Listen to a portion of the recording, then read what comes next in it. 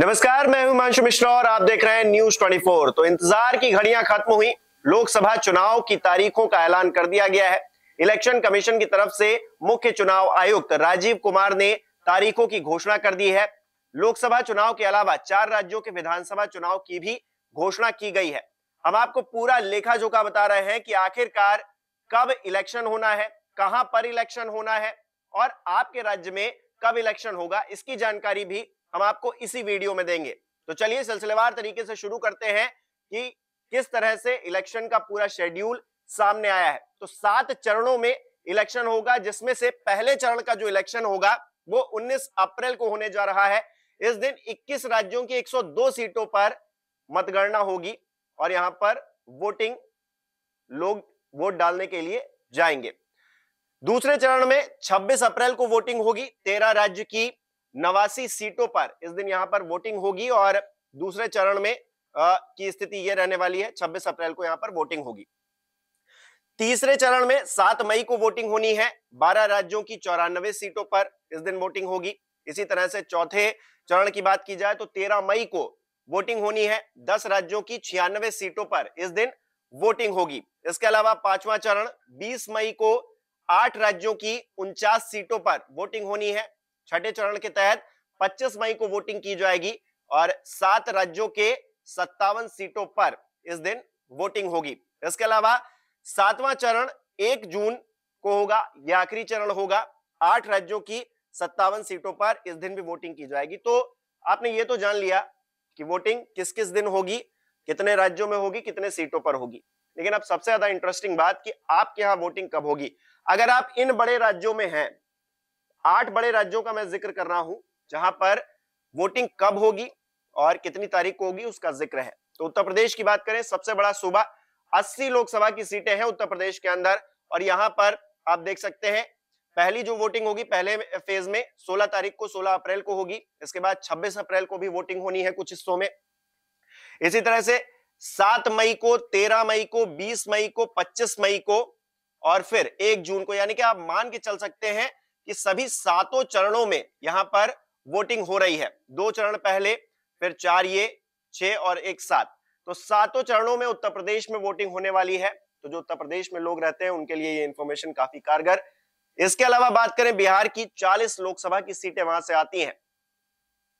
उसका अगर जिक्र करें तो यहां भी आप देख सकते हैं लगभग 7 ही चरण में यहां पर भी वोटिंग होनी है। 19 अप्रैल, 26 अप्रैल, 7 मई, 13 मई, 20 मई, 25 मई और 1 जून। पश्चिम बंगाल की भी कुछ ऐसी ही स्थिति है। बड़ा राज्य वो भी, लोकसभा के लिहाज से कहिए, विधानसभा के लिहाज से कहिए, बड़ा राज्य है वो भी। यहां पर भी देखिए 7 चरण में वोटिंग होनी है।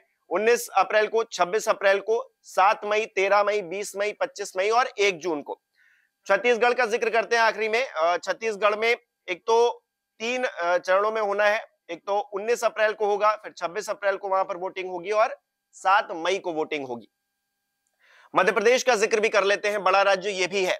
19 अप्रैल, 26 अप्रैल, 7 मई, 13 मई, 4 चरणों में यहां इलेक्शन होना है।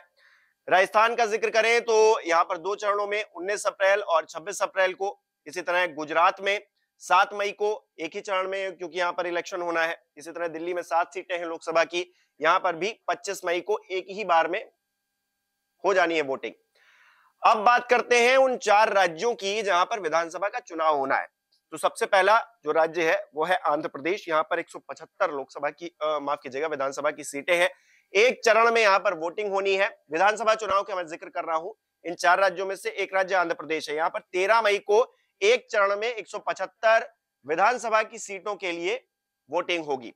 इसके अलावा उड़ीसा की बात करें तो 147 सीटें उड़ीसा में है।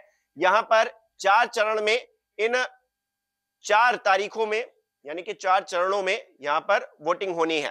पहला तो 13 मई को होनी है, फिर 20 मई को भी वोटिंग होगी, 25 मई को भी होगी और 1 जून को भी वोटिंग होनी है। यानी कि उड़ीसा में 4 चरणों में इलेक्शन होगा 147 सीटों पर। यहां देखिए आंध्र प्रदेश में एक ही चरण में होना है 13 मई को, लेकिन यहां पर उड़ीसा में 4 चरणों में विधानसभा का चुनाव होगा। अरुणाचल प्रदेश का जिक्र करें तो 60 सीटें यहां से आती हैं। यहां भी एक चरण में वोटिंग होनी है। 19 अप्रैल को यहां पर वोट डाले जाएंगे। इसके अलावा सिक्किम की अगर बात की जाए तो 32 सीटें यहां पर हैं। एक चरण में यहां पर भी वोटिंग होनी है, 19 अप्रैल को वोटिंग होगी। तो ये राज्यों का और लोकसभा का शेड्यूल है जो चुनाव आयुक्त की तरफ, मुख्य चुनाव आयुक्त जो राजीव कुमार है उनकी तरफ से आज मीडिया के सामने रखा गया। और अब देश जो है चुनाव की तरफ बढ़ चला है। अब चुनाव में किस तरह से आगे प्रचार देखने को मिलेगा, तमाम चीजें देखने को मिलेंगी, क्योंकि चुनावी शंखनाद तो बहुत पहले से ही हो गया है, प्रचार हम देख ही रहे हैं।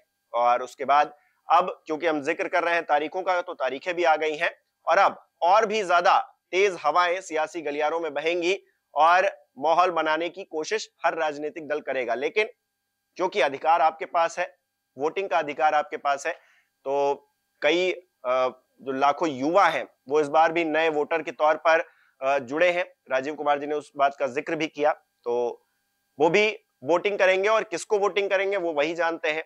और जो नतीजे हैं वो इन सभी चुनाव जो हमने अभी तक जिक्र किया, ये 4 राज्यों के जो विधानसभा चुनाव होने हैं, इसके अलावा जो 7 चरणों में ये वोटिंग होनी है, इन तमाम जो इनके रिजल्ट होंगे वो 4 जून को ही आएंगे। जी हाँ, इस बात को ध्यान रखिए, ये जो 4 राज्यों के विधानसभा चुनाव हो रहे हैं और जो लोकसभा चुनाव होंगे 7 चरणों में, इन सभी की जो मतगणना होगी वो 4 जून को ही होगी। और 4 जून की शाम होते होते हमें स्थिति पता चल जाएगी कि अगले 5 साल कौन देश पर राज करेगा, कौन देश में सरकार चलाएगा, कौन देश की सेवा करेगा। क्योंकि लोकतंत्र में है तो जनसेवक है नेता, और पता चलेगा 4 जून को कि आखिरकार कौन अगली सरकार 5 साल तक चलाएगा और देश आखिरकार किसे चाहता है कि वो दिल्ली में जो कुर्सी है उस पर किसे बैठाए। बहुत बहुत शुक्रिया ये वीडियो देखने के लिए। हमें बताइए कि आपको क्या लगता है इन चुनाव की घोषणा के बाद किस तरह का माहौल रहने वाला है। आपके मन में जो बातें हैं हमें जरूर बताइए। बहुत बहुत शुक्रिया। नमस्कार, मैं हूं मानक गुप्ता।